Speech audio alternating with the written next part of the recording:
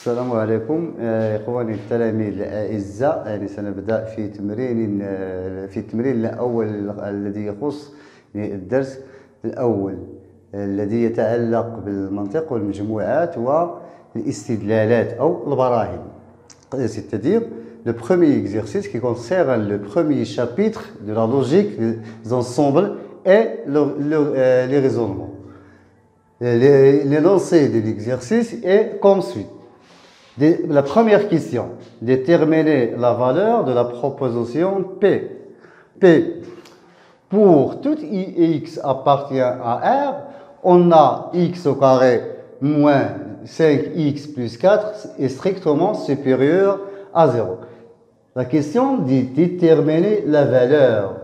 Qu'est-ce qu'une valeur? C'est-à-dire, est-ce que la valeur de cette proposition est 1 ou est 0. Si la valeur de la proposition P est 1, c'est-à-dire que la proposition P est vraie et sa valeur égale à 0, c'est la proposition P est fausse. Donc, on va prouver que la proposition P est fausse ou bien elle est vraie. Donc, x au carré moins 5x plus 4, c'est un polynôme de deuxième degré supérieur à 0, c'est-à-dire que le signe de ce polynôme est positif. Et comme vous savez bien que vous avez déjà vu comment étudier le signe de polynôme de deuxième degré, c'est-à-dire on va essayer de résoudre l'équation suivante. Donc, la première question, résolvons l'équation x au carré moins 5x plus 4 égale à 0. Donc, c'est comment étudier le signe de ce polynôme. Donc, on sait que le signe de cette expression est le signe de A, or des racines, et le signe de l'opposé de A à l'intérieur des racines. C'est-à-dire que x au carré moins 5x plus 4 a le signe de A, hors des racines. C'est-à-dire que x au carré moins 5x plus 4 est positif car le nombre A dans ce cas est 1, c'est-à-dire positif. Et positif si et seulement si x appartient à l'intervalle moins l'infini x1 union intervalle x2 plus l'infini. Donc ici j'utilise les intervalles ouverts. Pourquoi? Parce qu'on a strictement. Donc on va essayer de résoudre notre équation et on va voir est-ce que cette équation admet deux solutions ou bien une seule solution ou bien aucune solution. Donc on a delta égale b au carré moins 4 AC, tel que A dans notre cas égale 1, B égale moins 5 et C égale à 4. Donc delta égale moins 5 au carré, ça fait 25, moins 4 fois 1 fois 4, c'est-à-dire moins 16, qui égale 9. C'est-à-dire que delta est strictement positif. Donc notre équation admet deux solutions différentes. Donc, l'équation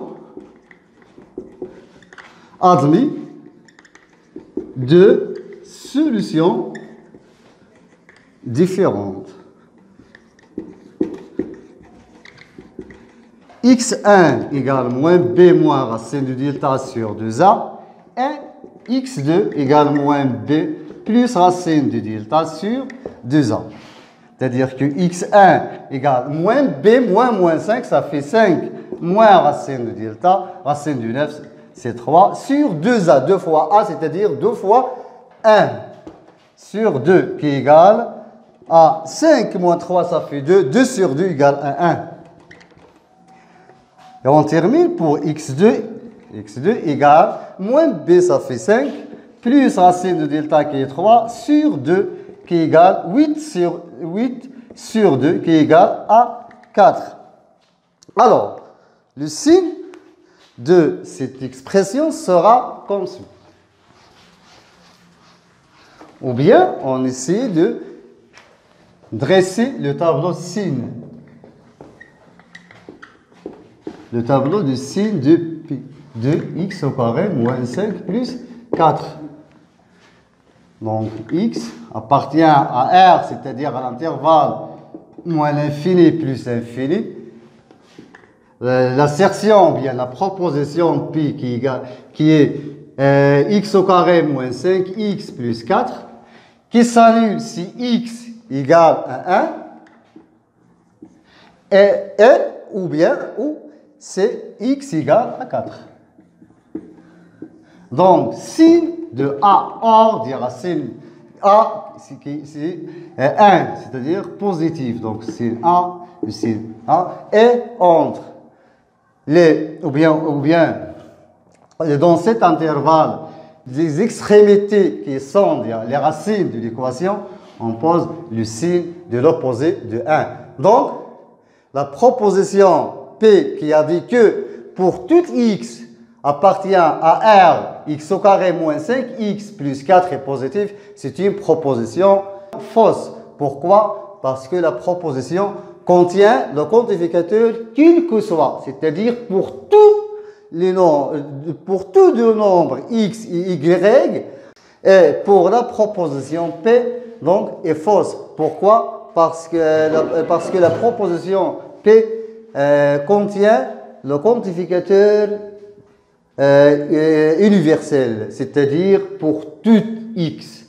Mais si x appartient à l'intervalle, ou bien à l'intervalle 1, 4, ou autrement dit, si x est compris entre 1 et 4, x au carré moins 5, x plus 4 sera inférieur à 0. Alors, la proposition P est vraie si seulement si x appartient à l'union des deux intervalles moins l'infini 1 et 4 plus infini. Donc, en conclusion, la proposition P est fausse.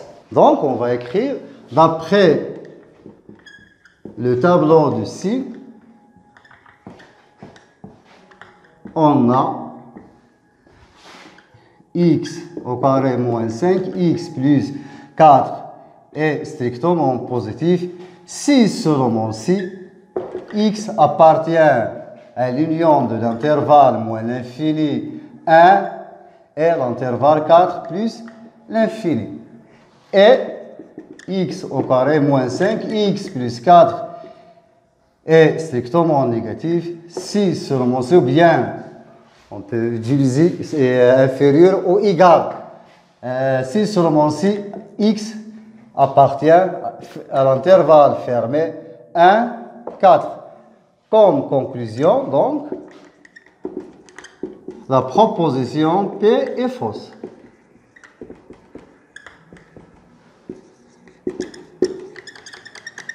Voilà. Maintenant, on passe à la deuxième question. Donc, montrons que pour tout x et y appartient à R, au carré, on a 1 plus x, y égale x plus y, implique que x égale à 1 ou bien y égale à 1. Donc, comme on l'a vu dans le paragraphe concernant le raisonnement direct, c'est-à-dire l'application, donc on suppose premièrement que la proposition, que on va la noter P, est vraie et on va arriver à montrer que la proposition Q est vraie. Donc, on suppose que la proposition P est vraie. Donc, on a 1 plus x, y égale x plus y implique quoi? Implique 1 plus x, y moins x moins y égale à 0. Implique 1 plus, donc ici, on va essayer de factoriser par x. X facteur y moins 1 moins y égale à 0. Bon, implique 1 moins y plus x facteur y moins 1 égale à 0. Implique. Donc, on va mettre y moins 1 comme un facteur commun. Donc, cela sera implique que moins, on facteur par moins 1, y moins 1, plus x facteur y moins 1 égale à 0. Implique y moins 1 facteur du x moins 1 égale à 0. Donc, c'est une équation de deux théorèmes. Donc, on sait que si A fois B égale à 0 implique que A égale à 0 ou bien B égale à 0. Cela implique que y moins 1 égale à 0 ou bien x moins 1 égale à 0. Ce qui implique que y égale à 1 ou bien x égale à 1. Donc, comme résultat, 1 plus x, y égale x plus y implique que x égale à 1 ou bien y égale à 1. Et par ce résultat, on est arrivé à la fin de cette séance. Donc, merci et à bientôt.